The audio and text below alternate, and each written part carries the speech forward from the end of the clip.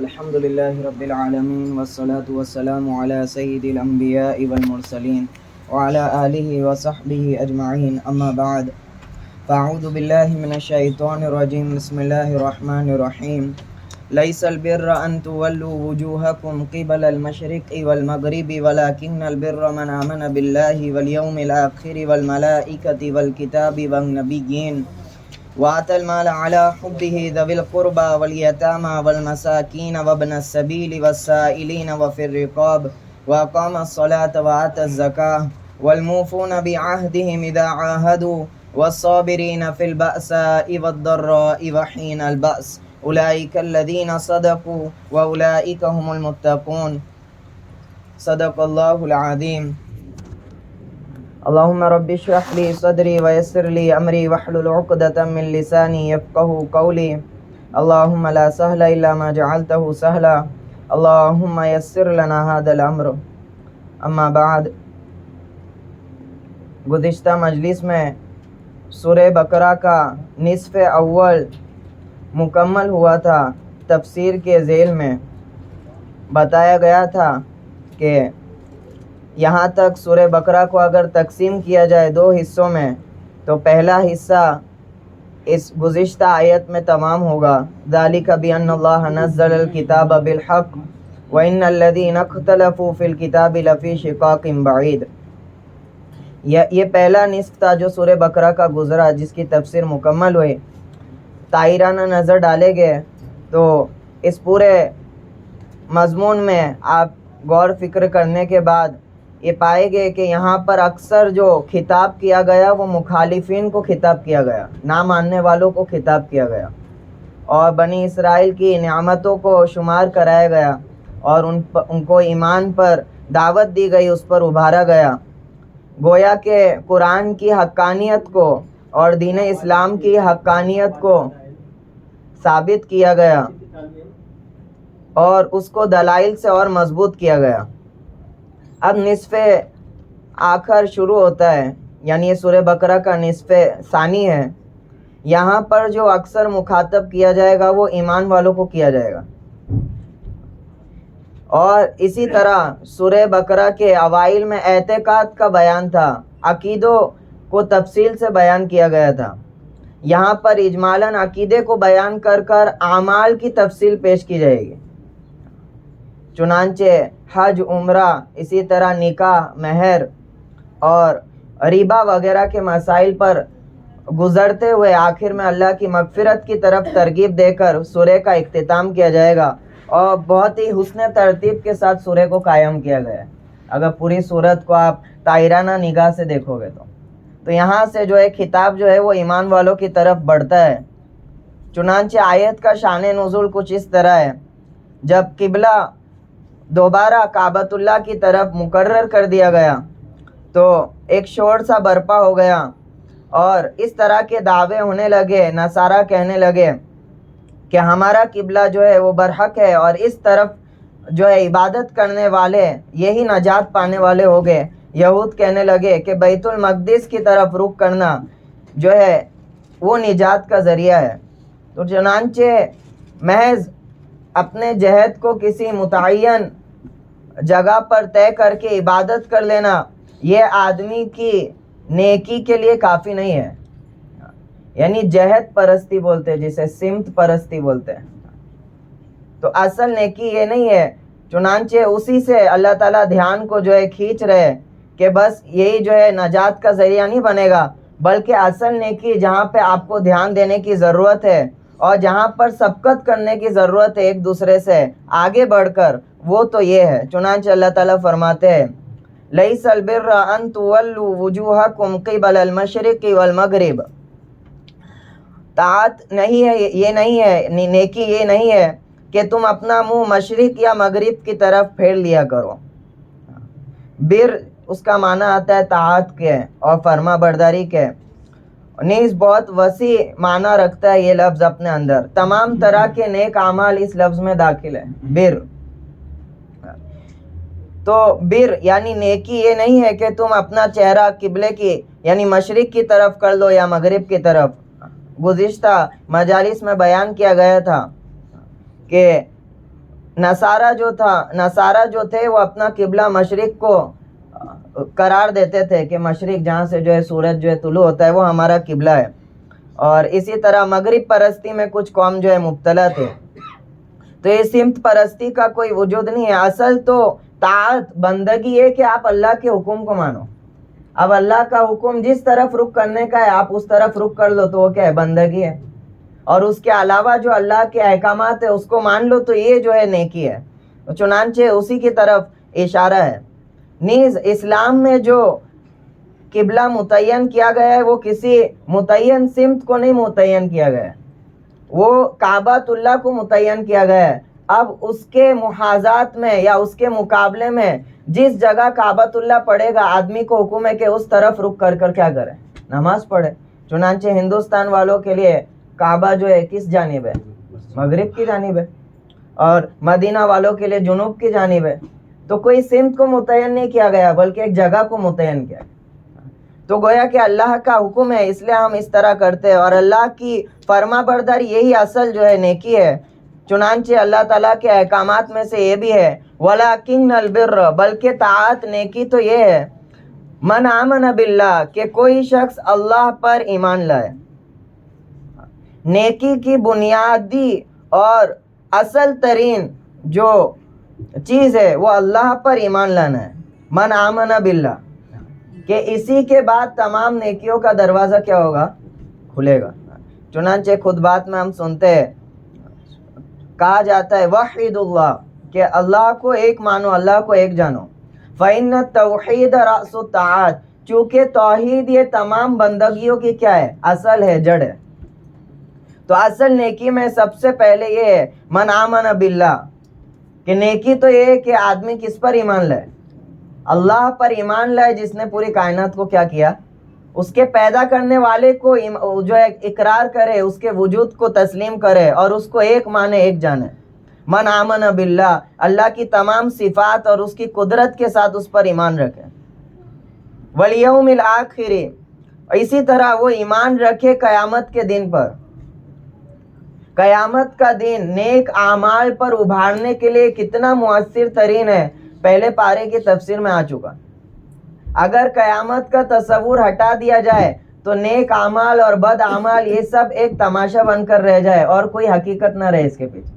اگر آدمی کو یہ معلوم ہی نہ ہو کہ اس عمل پر مجھے جو ہے بدلہ ملنے والا ہے یا نہیں ملنے والا ہے، تو چاہے نیک عمل کرے یا برا عمل کرے. مؤثر ترین چیز جو ہے کہ قیامت کا دن ہے، میرے اعمال کا ہر ایک عمل کا حساب جو ہے مجھ سے لیا جائے گا.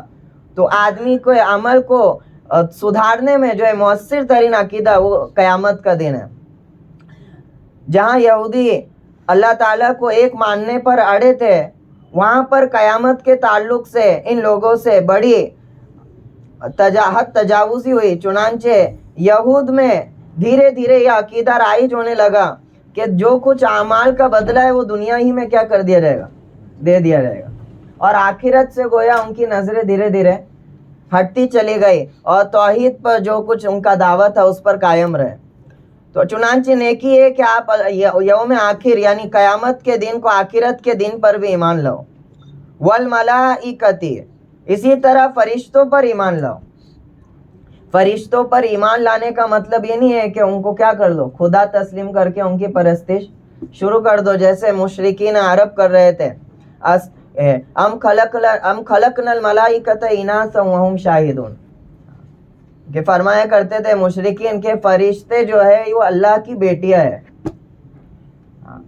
اور خود اپنے لیے کیا کرتے ہیں؟ ام لہ البنات ولکم البنین.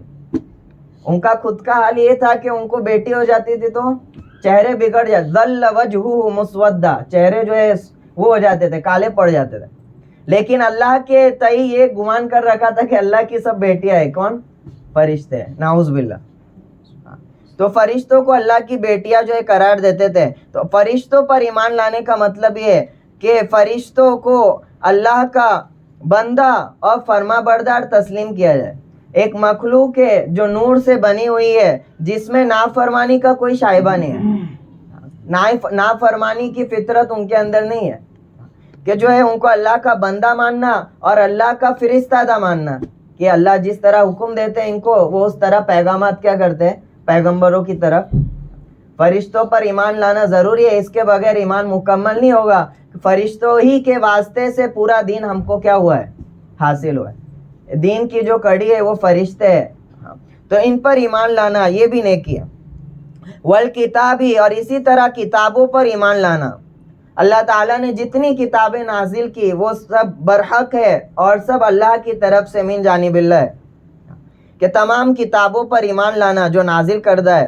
والنبیین, اور اسی طرح نبیوں پر ایمان لانا, کہ نبی کیا ہوتے تھے وہ اللہ کے بندے ہوتے تھے اور اللہ کا پیغام بندوں تک پہنچاتے تھے, اور اسی طرح نبی بشر ہوتے تھے. یہ تمام عقائد میں افراط و تفریط ہے. یہاں پر جو اعتدال کے ساتھ ایمان لانے کی ترغیب دی جا رہی ہے کہ نبی کوئی کسی خدا کا اوتار نہیں ہے, جیسا کہ اہل حنوت کا زعم ہے کہ خدا جو ہے بعض افراد کی شکل میں دنیا میں آتے ہیں لوگوں کی بھلائی کے لیے.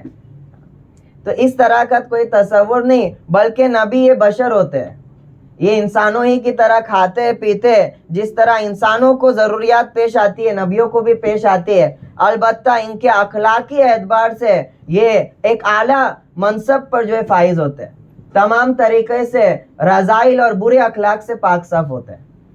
تو والنبیین, اللہ کے فرستادوں پر اور نبیوں پر جو ایمان لانا. تو یہ عقیدے کا بیان ہو گیا. یہ آیت ایک ہی ہے اور تھوڑی طویل آیت ہے, لیکن پورے دین کا خاکہ اس آیت میں جو ہے پیش کر دیا گیا. یہاں تک بات ہو گئی عقیدے کی, یہاں تک بات ہو گئی, یعنی بتا دیا گیا ہے کہ دین میں اہم ترین چیز کیا ہے عقیدہ ہے. اعمال سے آپ کو فرصت مل سکتی ہے کسی بنیاد پہ. نماز کا وقت ہو گیا جب نماز فرض ہے, اور وقت جو ہے نماز آپ نے ادا کر لی تو اگلی نماز تک آپ کیا ہے فارغ ہو. حج آپ پہ فرض ہے, حج کرنے کے ایام میں حج آپ کرو گے, اور حج سے فارغ ہو چکے ایام گزر گئے تو اب فارغ ہو گیا. لیکن عقائد جو ہے وہ اتنی زیادہ اہمیت رکھتے ہیں کہ ایک پل کے لیے بھی عقیدے میں کمپرومائز کی گنجائش نہیں ہے. ایک وقت کے لیے بھی آپ عقیدے میں جو ہے کمزور ہو گئے تو اسلام سے خارج ہو جائے. تو عقیدے کا بیان کر دیا گیا کہ عقیدے میں تھوڑا بھی کمپرومائز اللہ تعالیٰ برداشت. تو اصل دین کی بنیاد عقائد ہے. اب یہاں سے اعمال کی ابتدا کرتے ہیں. چنانچہ اللہ تعالیٰ فرماتے ہیں وَآتَ الْمَالَ عَلَىٰ حُبِّهِ, اور نیکی ہے, سب کا عطف اسی پر ہوگا کہ وَلَٰكِنَّ الْبِرَّ پر سب کا عطف کرتے جائیے. اور نیکی تو یہ ہے کہ تم مال دو عَلَىٰ حُبِّهِ, اس کی محبت میں. کس کو؟ ذوی القربا, رشتہ داروں کو. والیتامی, اور یتیموں کو. والمساکین, اور مسکینوں کو. وابن السبیل, اور راہ گیروں کو. والسائلین, اور سائلوں کو یعنی مانگنے والوں کو. وفی الرقاب, اور گردنوں کے آزاد کر دینے میں.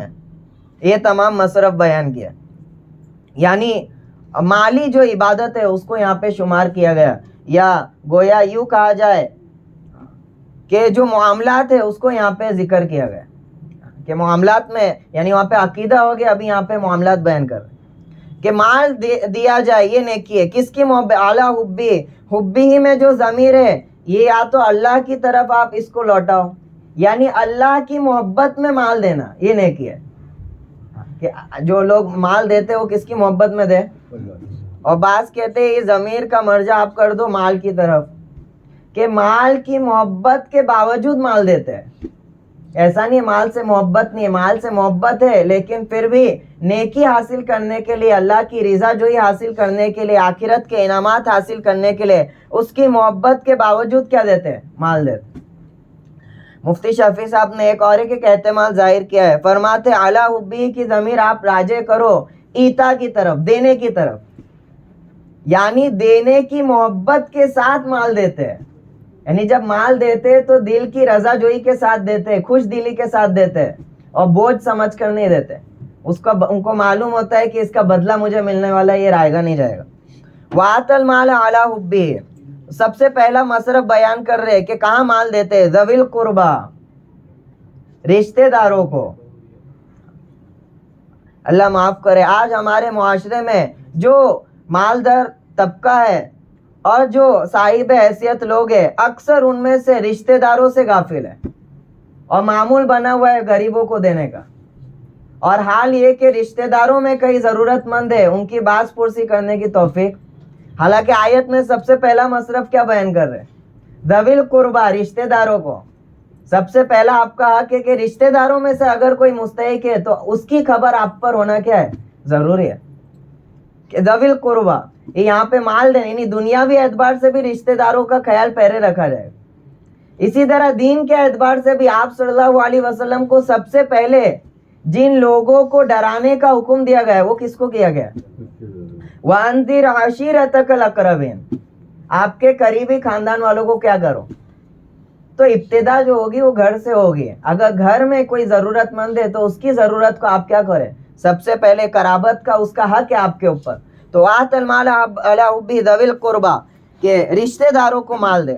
والیتام، اور یتیموں کو، یعنی جو نابالغ تھے اور ان کے والد کا انتقال ہو گیا تو ایسے بچے کو کیا بولتے ہیں؟ یتیم کہتے ہیں. کہ یتیموں کو مال دینا، یتیموں کو مال دینا. اسی طرح یتیموں کو دینے کی بہت ساری آیات میں جو ہے ترغیب آئی ہے. چنانچہ فَأَمَّا الْيَتِيمَ فَلَا تَقْهَرْ، وَأَمَّا الْيَتِيمَ فَلَا، آپ صلی اللہ علیہ وسلم سے کہ یتیم کو کبھی جھڑکنا مت، یتیم کو کبھی. تو مستقل یتیموں کی کفالت کرنے کا حکم اور مزاج شریعت میں تھا. چونکہ آپ نے فرمایا میں خود یتیم تھا. کون تھا؟ تو ہم پر ضروری ہے یتامہ کو خاص طور پر پیش نظر رکھیں. ہمارے پاس لسٹ ہونی چاہیے کہ ہمارے علاقے میں کتنے کیا ہے، اور ان کی باقاعدہ تعلیم کا اور باقاعدہ ان کے نان و نفقے کا انتظام کیا ہے. چنانچہ دوسرا مصرف کیا بیان فرما رہے؟ والیتامہ، اور یتیموں کو. والمساکین، اور اسی طرح مسکینوں کو جس کے پاس کچھ کھانے کے لیے نہ ہو، یعنی ایک دم نادر ہو، ایک دن کا بھی کھانا اس کے پاس. والمساکین وابن السبیل، اور راہ گیروں کو، مسافروں کو. سفر پہ نکلے، اب ایسے حالات ہو گئے کہ سفر کے دوران ہی فقر و فاقہ ان پر طاری ہو گیا. اب گھر واپس جانے کے ان کے پاس پیسے ہیں. ایسے بہت سارے ہوتے ہیں مالدار اپنے علاقے میں، تو مالدار ہوتے ہیں، کچھ ایسے حالات پیش آتے ہیں کہ کسی جگہ میں منتقل ہو جاتے ہیں، اب وہاں سے جانے کے تک پیسے ان کے پاس. تو ایسے لوگوں کو کیا کرو؟ مال دو. والسائلین، اور مانگنے والوں کو کیا دیا جائے؟ مال دیا جائے. جیسے اسی آیت میں فرمایا ہے وَأَمَّا السَّائِلَ فَلَا تَنْهَرْ، وَأَمَّا السَّائِلَ فَلَا، یعنی آپ صلی اللہ علیہ وسلم کبھی بھی مانگنے والوں کو جھڑکتے نہیں تھے، لوٹاتے نہیں تھے. یا تو ان کو دے دیتے تھے ہوتا تھا، یا قولاً کریمہ اچھی بات کہتے تھے، یا خاموش رہتے تھے، کبھی منع نہیں کیا آپ نے. تو یہ آپ کا معمول تھا آپ صلی اللہ علیہ وسلم. وَفِي الرِّقَابِ، اور گردنیں آزاد کر دینے میں مال دو. اس کا مطلب یہ ہے کہ غلام کو مال مت دو، یعنی اس کو اس کے آقا سے خرید کر آزاد کر دو، کہ گردن آزاد کرنے میں مال دو. اسی طرح موجودہ صورتحال میں غلام کا جو ہے وہ سسٹم تو نہیں ہے، تو آیت کو آپ اطلاق کر سکتے ہیں قیدیوں کو چھڑانے میں کیا دو. بہت سارے بے گناہ ہمارے کیا ہے اس علاقوں کے پیچھے پڑے ہوئے، تو ان کو مال، ان کو چھڑانے میں کیا ادا کیا جائے؟ مالت. یہ سب مصرف بتا رہے اللہ تعالیٰ. وَأَقَامَ الصَّلَاةَ وَآتَى الزَّكَاةَ، اسی طرح اس پہ جوائن کر دیجئے. نیکی یہ ہے وَأَقَامَ الصَّلَاةَ وَآتَى الزَّكَاةَ، کہ تم نماز کی پابندی کرتے رہو. وَآتَى الزَّكَاةَ، اور زکوٰۃ ادا کرتے رہو. معاملات کا بیان ہو گیا. اب یہاں پہ عبادت کو یہاں پہ شمار کر رہے ہیں. عبادت دو طرح کی ہوتی ہے، ایک بدنی عبادت، ایک مالی عبادت. تو بدنی عبادت میں نماز کو ذکر کر کے تمام عبادتوں کو اس میں کیا کر دیا؟ شامل کر دیا. مالی عبادت میں زکوٰۃ کو ذکر کر کے تمام مالی عبادت شامل ہو گئے کہ نماز پڑھو اور زکوٰۃ دو. یہاں پہ زکوٰۃ دینے کا جو حکم ہے یہ فرض زکوٰۃ ہے. یہ کون سی زکوٰۃ ہے؟ یعنی اس سے یہ سمجھ میں آ رہا ہے کہ یہاں پہ جو مال دینے کا حکم تھا وہ نفلی صدقات کے تھے، نفلی صدقات کے ذیل میں تھا. یعنی زکوٰۃ کے علاوہ مال دینے کا حکم ہے وہاں. تو اس کو زکوٰۃ پر مقدم کیوں کیا؟ تو مفسرین فرماتے ہیں اس میں حکمت یہ ہے کہ نفلی صدقات پر ترغیب دینے کے لیے اللہ تعالیٰ نے زکوٰۃ پر ان تمام خرچوں کو مقدم کر دیا. کہ صرف زکوٰۃ ہی کا تصور اسلام میں نہیں ہے، زکوٰۃ کے علاوہ بھی حق ہے جو ہم کو ادا کرنا ہے. زکوٰۃ کے علاوہ بھی کیا ہے؟ ہاں ورنہ صرف 2.5% دے کے لوگ ایک دم کیا ہو جاتے ہیں. اللہ تعالیٰ نے سب کو پہلے ذکر کر دیا. صرف زکوٰۃ ہی نہیں ہے جو تمہاری مال کی طرف حق عائد ہوتا ہے, اس کے علاوہ بھی دیگر حقوق ہم پر عائد ہوتے ہیں. چنانچہ بہت سی تفصیل ہے وہ فقہائے کرام بیان کرتے ہیں, یہاں پہ مختصراً اشارہ کر دیا گیا. اب یہاں پہ عبادت بھی ہو گئی. اب یہاں سے جو ہے اخلاق, دین کے اخلاق کی جو ہے اس کی جو ہے تصویر کشی کی جا رہی ہے کہ اخلاق کیسے ہونے چاہیے نیکوکاروں کے. اس کا جو ہے طرز بدل دیا گیا. وہاں پر سب فعل ورب کو استعمال کر کے اعمال کو بیان کیے گئے. اب یہاں پہ ورب کو استعمال نہیں کر رہے, سینٹنس بنا رہے اس میں فاعل کے ذریعے سے. وَالْمُوفُونَ بِعَهْدِهِمْ إِذَا عَاهَدُوا, اور کون لوگ ہیں نیکوکار؟ اپنے وعدوں کو پورا کرنے والے جبکہ وہ وعدہ کر چکے ہو. یہ یہاں سے کون سی عبادت کا کون سا سیکشن چالو ہے دین کا؟ اخلاقیات کا. تو یہاں پہ فرما رہے والموفون, اپنے عہد کو پورا, اس میں فاعل. اس کا مطلب یہ ہوگا کہ یہاں پہ یہ مراد نہیں ہے کہ کبھی کبھار وعدہ پورا کر لیا ہے, تو یہ تو کافر بھی کرتے ہیں اور جو بے ایمان بھی کرتے ہیں, کبھی کبھار کسی سے وعدہ کیے کہ کل آ کے دے دوں گا مال, دے دیے. ان کا ایمان والوں کا مزاج یہ والموفون بعہدہم, ہر وقت وعدے پر قائم رہتے ہو. ہر وقت وعدے پر کیا ہو؟ اتفاقی طور پہ نہ ہو. والموفون بعہدہم اذا عاہدوا, جب اپنے وعدوں کو پورا کرنے والے جبکہ وہ وعدہ کر چکے. وعدہ کو اللہ سے کرے یا بندوں سے کرے, ہر طریقے کے وعدے کو کیا کریں؟ مستقل طور پر پورا کرنے والے ہو. تو یہ اخلاقیات کی آ گئی بات کہ وعدہ کو پورا کرنا, یہی عہد کو نبھانا, عہد کو زبان کو جو ہے نبھانا, یہی تمام معاملات میں درستگی کی کیا ہے؟ چابی ہے. اگر آدمی زبان کا پکا ہے تو اس کے معاملات بھی کیا رہے گے؟ صاف ستھرے رہے گے. اور زبان کا پکا نہیں ہے تو پورا معاملات میں کیا ہوگی؟ خرابی ہوگی. تو اس معاملات کی طرف اشارہ کر دیا. اب یہاں پہ اخلاقیات کی اور ایک منزل کی طرف اشارہ کر رہے. والصابرین, اور نیکوکار کون ہے؟ والصابرین, صبر کرنے والے. فی الباسا والضراء, ان کو خصوصی طور پہ ذکر کیا گیا اور فرمایا کہ صبر کرنے والے. فی الباسا, تنگی میں یعنی شدت فقر میں, یعنی ایسے مستقل مزاج لوگ ہیں کہ اپنے ان کا مزاج اور ان کی جو عقیدہ ہے اور ان کا جو مزاج ہے وہ ڈگمگاتا نہیں ہے. والصابرین, صبر کرتے ہیں. فی الباسا, باسا یعنی شدت فقر, بہت زیادہ فقر کی حالت کسی کو پیش آ گئی. والضراء, اور اسی طرح بیماری میں بیماری پیش آ گئی سخت. اسی طرح وحین الباس, لڑائی کے میدان میں شدت قتال کے وقت دشمن کا جو ہے زور آور ہو گیا اور جو ہے گھماسان کی لڑائی شروع ہو گئی. یہ تینوں حالتوں میں کیا کرنے والے؟ مستقل مزاج رہنے والے, یعنی بے ہمت نہیں ہوتے اور اسی طرح ہمت ہارتے نہیں ہیں, یعنی اللہ پر قائم رہتے ہیں, اللہ کے عقیدے پر, اللہ کی توحید پر کیا رہتے ہیں؟ قائم رہتے ہیں. تو مستقل مزاج کا یعنی گویا کہ اخلاق کا ایک نسخہ دے دیا کہ جو صبر کرنے والا ہوگا اس کے اخلاق کیا ہو گئے؟ بہتر ہو گئے. اور جو صبر کا دامن چھوڑ دیتا ہوگا اس کے اخلاق کبھی بہتر. تو یہ صبر کا اس کا کیا لیول ہے؟ اعلیٰ ترین مشقتوں میں بھی کیا کرتے ہیں؟ تو کسی کے کچھ برا بولنے سے تو بدرجہ اولا کیا کرے گے؟ وہ صبر کرے گا. جب اتنے مشکل اوقات میں صبر کر, تو اچھے اخلاق کا نسخہ کیا ہے؟ صبر ہے. کیا ہے؟ تو اخلاقیات کو یہاں پہ بیان کر دیا. یہ مستقل مزاج رہنے والے, کبھی بے صبری ہو کر کوئی غلط قدم یا غلط اعمال میں ملوث نہیں ہوتے. اب یہاں پر کنکلوڈ کر رہے, اولئک الذین صدقوا, یہی ہے وہ لوگ جو سچے ہیں اس دعوے میں کہ ہم نیکوکار ہیں. واولئک هم المتقون, اور یہی ہے وہ لوگ جو متقی ہے, اللہ سے ڈرنے والے. جو پیرامیٹر ہے پورا بیان کر دیا. یہ آیت کی بہت زیادہ اہمیت آئی ہے شریعت میں, چنانچہ طرح طرح کے علماء کرام نے اس پر جو ہے اطلاق کیا ہے. اسی طرح اس آیت کا جو نام ہے آیت البر ہے. کیا ہے؟ اسی طرح ایک قول منقول کیا جاتا ہے, جو اس آیت پر عمل کر لے گویا کہ اس نے پورے اسلام پر عمل کر لیا. تو یہ آیت کی نہایت جو ہے بہت ساری اہمیت آئی ہے. آپ نے دیکھا کس طرح سے پورے اسلام کو اس میں لپیٹ دیا گیا ایک ہی آیت میں. تو جوامع الکلم سے یہ شمار کی جاتی ہے, یعنی مختصر سے الفاظ میں پورے اسلام کا خاکہ آپ کے سامنے پیش کر دیا گیا. ابھی آگے بیان فرما رہے, یہاں پہ جو ہے عبادت کو بیان کیا, اب فروعی اعمال کا ذکر کرے گا. ابھی میں نے بتایا تھا تو قصاص کا ذکر کر رہے ہیں. آپ صلی اللہ علیہ وسلم جب گئے مدینہ, کچھ قبیلے تھے, ان میں جو ہے آپس میں جنگ اور جدال جو ہے ہوا, اور اس کے بعد ٹھنڈے پڑ گئے. اب جب بدلہ لینے کا وقت آیا تو آپ صلی اللہ علیہ وسلم جو ہے آ چکے تھے, اور سب اسلام لے آئے تھے, سب اسلام. بعض قبیلہ افضل تھا, بعض قبیلہ جو ہے کمتر تھا. تو جو افضل والے تھے وہ کہنے لگے ہمارا ایک آدمی مارا ہے, اس کے بدلے ہم 2 آدمی مارے گئے. بدلے میں کیا کریں گے؟ ہماری اگر عورت مری ہے تو اس کے بدلے میں ہم کیا کریں گے؟ آدمی کو مارے گے تمہارے قبیلے کے. اور ہمارے اگر یہ فرد مرا ہے تو ہم اس میں سے دوسرے 2 فرد کو تم پر.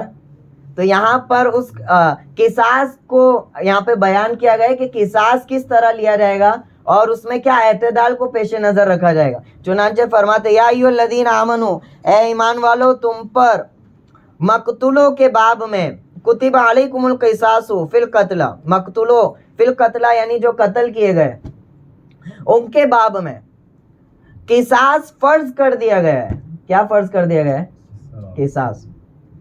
قصاص کا مطلب کیا ہوتا ہے؟ قصہ بولتے ہیں ہم. اسی طرح قصہ یعنی نقل کرتے, کوئی واقعہ ہو گیا اس کو کیا کرنا؟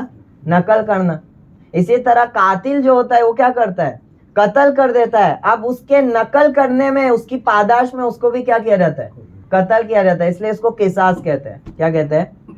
تو اس کا مطلب دیکھو, اس کے معنی میں ہی اس کا مطلب آ گیا, یعنی جس طرح اس نے کیا ہے اسی طرح اس پر ظلم کیا جائے گا. ایسا نہیں ہوگا قتل اس نے کیا ہے مارا کسی اور کو جائے گا,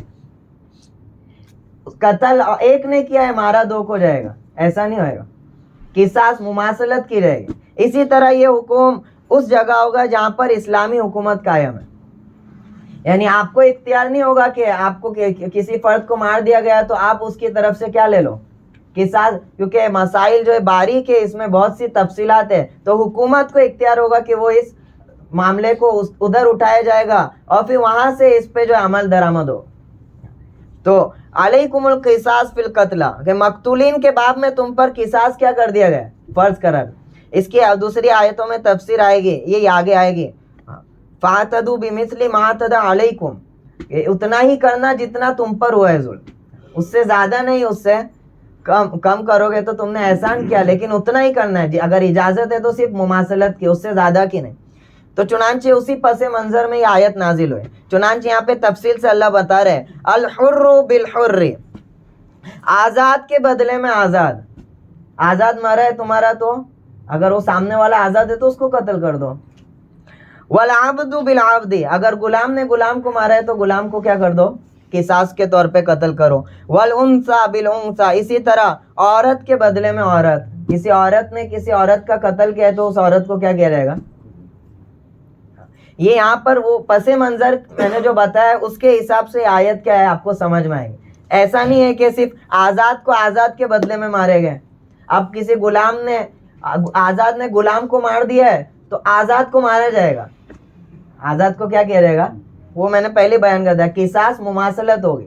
یہاں پہ جو پس منظر تھا واقعے کا, اس حساب سے اللہ نے آیت نازل فرمائی. اسی طرح کوئی عورت اگر مار رہی ہے آدمی کو تو عورت کو قتل کیا جائے گا. یہ آدمی عورت کو مار رہا ہے تو آدمی کو کیا کیا جائے گا؟ یہاں تک کہ امام ابو حنیفہ رحمۃ اللہ علیہ کے نزدیک اسلامی حکومت ہے اور کوئی کافر ذمی ہے, نان بلیور یعنی اسلام کو نہ ماننے والا, وہ ذمی ہے. ذمی یعنی ٹیکس دے کر اسلامی حکومت میں رہتا ہے. تو اگر اس نے کسی مسلمان نے اس کو مارا تو اس کی پاداش میں مسلمان کو تک مارا جائے گا. یہ امام ابو حنیفہ رحمۃ اللہ علیہ کا کیا ہے مسئلہ. تو ایک قصاص میں اتنا عدل کیا جائے گا. فمن عفی لہ من اخیہ, ہاں جس کسی کو اس کے فریق مقابل کی طرف سے کچھ معافی حاصل ہو جائے, لہ من اخیہ شیء, معافی حاصل ہو جائے. یعنی مطلب کیا ہے, کسی کے 2 بیٹے تھے, کسی کے کیا تھے, باپ تھا, باپ کو قتل کر دیا گیا, اس کے 2 بیٹے تھے. ایک بیٹے نے معاف کر دیا, ایک بیٹے نے معاف نہیں کیا. ایک بیٹا بھی اگر معاف کرتا ہے یعنی اس کے وارثین میں سے کوئی معاف کرتا ہے تو اب اس سے آپ قصاص نہیں لے سکتے. اب اس سے آپ قصاص, اب دیت دینا پڑے گا. جس نے معاف نہیں کیا ہے اس کو اس کے حصے کے بدلے کیا دینا پڑے گا؟ دیت یعنی جرمانہ دینا پڑے گا. دیت کتنا ہے؟ 100 اونٹ ہے. چاندی کے حساب سے اس کا پورا وزن ہے, اور آج کے حساب سے اس کی مالیت بھی نکالی جا سکتی ہے. تفصیل کے لیے رجوع کر سکتے ہیں. تو فرما رہے کہ فمن عفی لہ من اخیہ, یہاں پہ بھی تعبیر بہت عجیب استعمال کی گئی. ٹھیک ہے بہرحال قتل کرنا سب سے بڑا گناہ ہے, لیکن شرک کے علاوہ کوئی چیز آدمی کو اسلام سے باہر نہیں نکالتی ہے.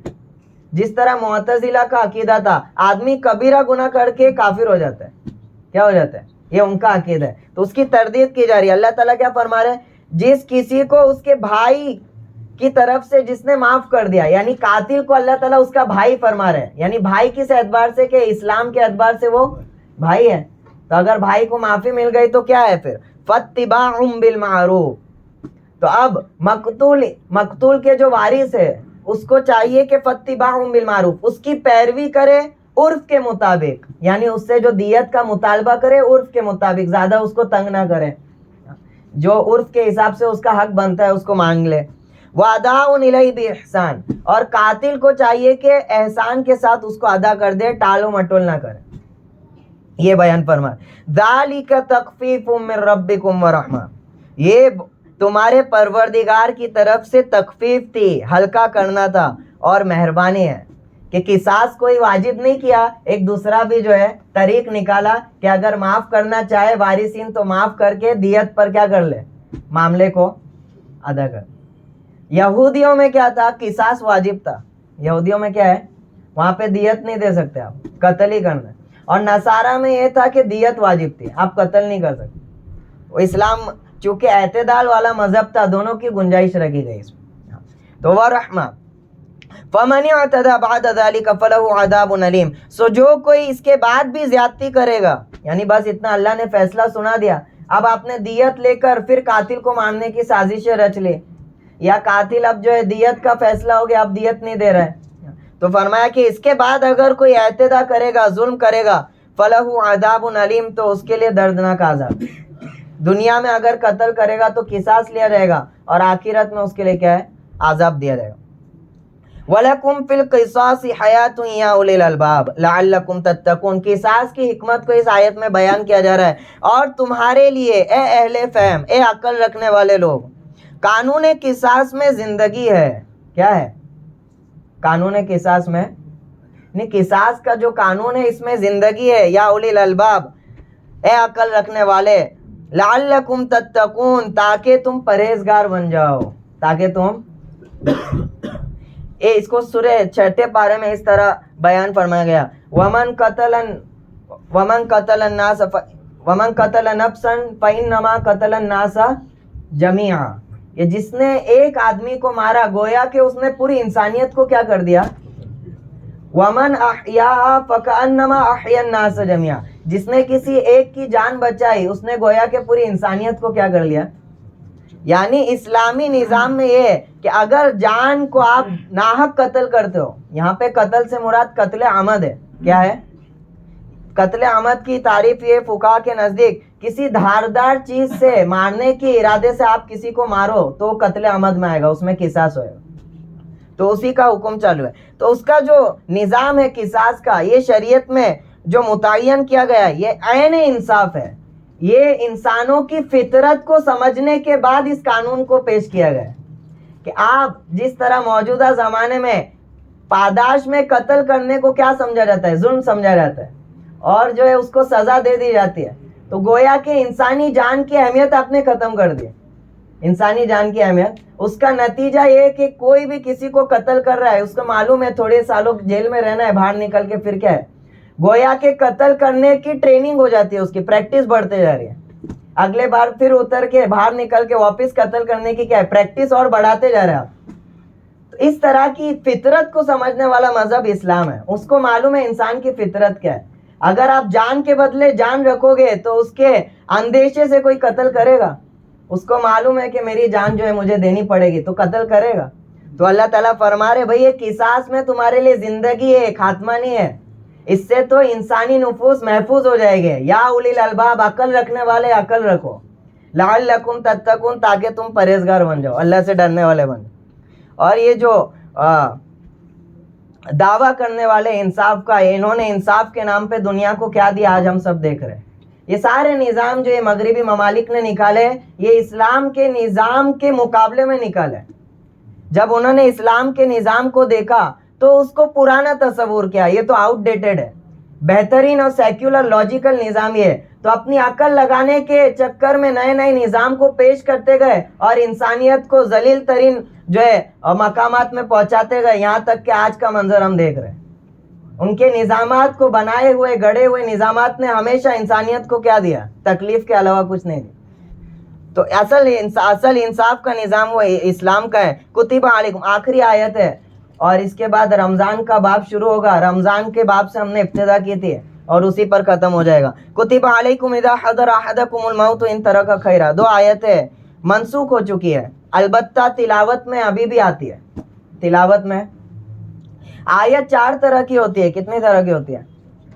ایک تو ہوتی ہے معمول بہا اور منسوخ التلاوہ، کہ جس پر عمل کیا جا رہا ہے لیکن تلاوت نہیں کیا جا رہا ہے۔ جس پہ عمل کیا جا رہا ہے تلاوت، جیسے رجم کی ہے آیت کہ سنسار، اگر شادی شدہ آدمی کسی زنا کرتا ہے تو اس کو کیا کیا جائے گا؟ یہ آیت نہیں ہے، یعنی پڑھی نہیں جاتی ہے قرآن میں، لیکن آیت تھی، منسوخ ہو گئی، لیکن عمل کیا جا رہا ہے۔ اسی طرح ایک وہ آیت ہوتی ہے جو منسوخ العمل ہوتی ہے لیکن تلاوت میں آتی ہے، جیسے یہ آیت، اس پہ عمل نہیں کیا جا رہا ہے لیکن پڑھی جا رہی ہے، تلاوت کے طور پہ اس کو پڑھی جا رہی ہے۔ اسی طرح اس کے علاوہ جو 2 قسم ہے آپ نکال لو، 2 کی مثال میرے سامنے ہے۔ چنانچہ آیت میں اللہ تعالیٰ فرماتے ہیں کہ تم پر فرض کیا گیا ہے جب تم میں سے کسی کو موت آتی معلوم ہو، کتب علیکم اذا حضر احدکم الموت، یعنی ایسی بیماری میں مبتلا ہو جائے کہ اس کو لگ رہا ہے کہ اب میں مر جاؤں گا، تو اس پر فرض ہے ان طرح کا خیرہ، اگر اس نے مال چھوڑا ہو، خیرہ سے مراد مال ہے، اگر اس نے مال چھوڑا ہو تو کیا فرض ہے؟ الوصیۃ للوالدین، میراث کی جو آیت ہے وہ نازل ہونے سے پہلے حکم یہ تھا کہ آدمی جب مر جاتا ہے تو اس کا پورا مال کس کو ملے گا؟ اولاد کو۔ کس کو ملے گا؟ البتہ یہ کہ اس نے کسی کے لیے وصیت کی گئی ہو تو اس کو ملے گا۔ تو اللہ تعالیٰ آیت میں یہ فرما رہا ہے، ابھی اس کو یاد رکھ کے آپ آیت کو سمجھے، تو گویا کہ یہ فرما رہے کہ تم پر کیا فرض ہے؟ الوصیۃ للوالدین والاقربین بالمعروف، والدین اور رشتہ داروں کے لیے عرف کے حساب سے وصیت کرنا۔ وصیت نہیں کرے گے تو کس کو مل جائے گا پورا مال؟ اولاد کو۔ تو والدین اور رشتہ دار کیا ہو جائے گے؟ سب محروم ہو جائے گے ضرورت میں۔ تو ضروری ہے کہ تم کو لگ رہا ہے ابھی موت قریب ہے تو کیا کر دو؟ وصیت کر دو۔ کیا کر دو؟ تو لوگ کیا کرتے تھے، یہ نام نہاد کے لیے، یعنی پہلے زمانے میں اولاد کو تو مل جاتی تھی تو وصیت کرتے تھے ایسے لوگوں میں جہاں سے ان کو ریا اور سمعہ ملے، یعنی جہاں سے ان کو تعریف ملے، اور والدین محروم ہو جاتے، تو اس لیے اس کو فرض کیا گیا۔ حقاً علی المتقین، متقیوں پر ضروری ہے۔ البتہ یہ آیت منسوخ ہو گئی کب؟ جب سورہ نساء کی آیت میراث نازل ہو گئی، وہاں پر اللہ تعالیٰ نے ہر ایک رشتہ دار کا حق متعین کر دیا۔ ابھی آپ کو وصیت کرو نہیں کرو، وہ مال کس کو ملے گا؟ جو آپ کے وارثین ہیں ان کو مل جائے گا۔ یوصیکم اللہ فی اولادکم للذکر مثل حظ۔ چنانچہ آیتوں کو سمجھ لیجئے جلدی جلدی ہے۔ فمن بدلہ بعد ما سمعہ فانما اسمہ علی الذین یبدلون۔ اب وصیت کرنے والا اس وقت جو اس کے ساتھ میں ہوتا تھا وہ وصیت کرتا تھا، اب وصیت جس نے سنی ہے، فمن بدلہ بعد ما سمعہ، اگر اس نے وصیت کرنے والے کی وصیت بدل دی، چینج کر دیا، اس نے بولا تھا والدین کو اتنا دینا اور اس نے جو ہے اس میں کیا کر دیا؟ ٹال مٹول کر دیا، تو یہاں پہ فإنما اسمہ علی الذین یبدلون، تو اب وصیت کرنے والے کو گناہ نہیں ہوگا، جس نے بدلا ہے اس کو گناہ ہوگا۔ ان اللہ سمیع علیم، اللہ تعالیٰ سب سن رہا ہے اور سب جان رہا ہے کون کس نے گڑبڑ کیا ہے۔ فمن خاف من موص جنفا او اثما فاصلح بینہم فلا اثم علیہ۔ اب یہ دوسری صورت بتا رہا ہے کہ وصیت کر رہا ہے آدمی، اور جو وصیت کو سن رہا ہے وصیت کے وقت موجود تھا، اس نے دیکھا کہ یہ جو وصیت کر رہا ہے یہ عرف کے خلاف کر رہا ہے، ایسی وصیت کر رہا ہے کہ اس سے کیا ہو جائے گا؟ جھگڑا ہو جائے گا، اور یہ تو آدمی ایک دم محروم ہو جائے، تو اس نے تھوڑا ایڈیٹنگ کیا، اس میں اس طرح سے اس نے اس کو ایڈٹ کر دیا کہ ابھی معاملہ جو ہے جھگڑے تک نہیں رہے۔ تو وہ فرما رہے فمن خاف من موص، البتہ جس کسی کو وصیت کرنے والے سے متعلق کسی بے عنوانی یا گناہ کا علم ہو جائے، فاصلح بینہم، پھر وہ ان لوگوں کے آپس میں صلح کرا دے، کیا کرا دے؟ یعنی وہ وصیت میں تھوڑا بہت تبدیلی کر دے، فلا اثم علیہ، تو اس پر کوئی گناہ نہیں ہے، بلکہ اس نے احسان کیا کہ وہ معاملہ ابھی جھگڑے تک نہیں پہنچے گا۔ ان اللہ غفور الرحیم، بے شک اللہ تعالیٰ بہت زیادہ مہربان اور بخشنے والا ہے۔ تو یہ وصیت کی آیت تھی، پڑھی جاتی ہے، منسوخ ہو گئی. عمل جو کیا جائے گا وہ آیت میراث پہ کیا جائے گا. ہر ایک رشتہ دار کا جو ہے حصہ متعین کر لیا گیا ہے. اب یہ نہیں ہے. چنانچہ وصیت کا حکم اب اس طرح رہ گیا ہے کہ 1/3 مال پر آدمی وصیت کر سکتا ہے. کتنے تہائی پر؟ یعنی مرنے سے پہلے 1/3 مال پر اس وصیت، وہ بھی اپنے وارث کو وصیت نہیں کر سکتا ہے. یہ میرا بیٹا ہے مثال کے طور پہ، تو اس کے نام پر ہی میں وہ 1/3 مال کی وصیت کروں، یہ جائز نہیں. حجۃ الوداع میں آپ صلی اللہ علیہ وسلم نے بیان کر دیا تھا. چنانچہ فرمایا تھا لا وصیت لوارث، وارث کے لیے وصیت نہیں ہے. اس کو تو ملنے ہی والا ہے جو اس کا متعین حق ہے، تو اس کے حق میں غیر وارث کے لیے 1/3 مال سے وصیت کو کیا کیا جائے گا؟ پورا کیا جائے گا. وارث کے حق میں آپ وصیت کرتے ہو تو ضروری ہے کہ جتنے باقی کے وارث ہیں اگر سب راضی ہوتے تو دے سکتے ہیں، اگر وہ راضی نہیں ہوتے تو دے نہیں سکتے. اسی طرح 1/3 مال ہی میں وصیت کی جائے گی، اس سے زیادہ مال میں آپ وصیت نہیں کر سکتے. اسی طرح کسی شخص کے ذمہ دوسرے لوگوں کے حقوق واجب ہو، یہ بات میں آپ کو بتانا چاہوں گا، یا اس کے پاس کسی کی امانت رکھی ہو، اس پر ان تمام چیزوں کی ادائیگی کے لیے وصیت واجب ہے. آپ کو معلوم ہے فلاں شخص کا آپ کے اوپر قرضہ ہے، فلاں شخص کی امانت آپ کے اوپر ہے.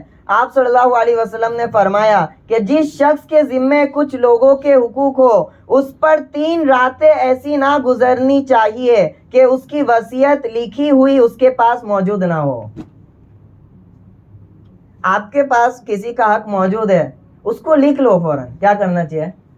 آپ سے 3 راتیں ایسی گزرنی نہیں چاہیے. کیا ہو سکتا ہے کہ موت آ جائے اور لکھنے سے پہلے کیا ہو جائے، وہ حق اس کا باقی رہ جائے. اب قیامت میں کون بھرے گا اس کو؟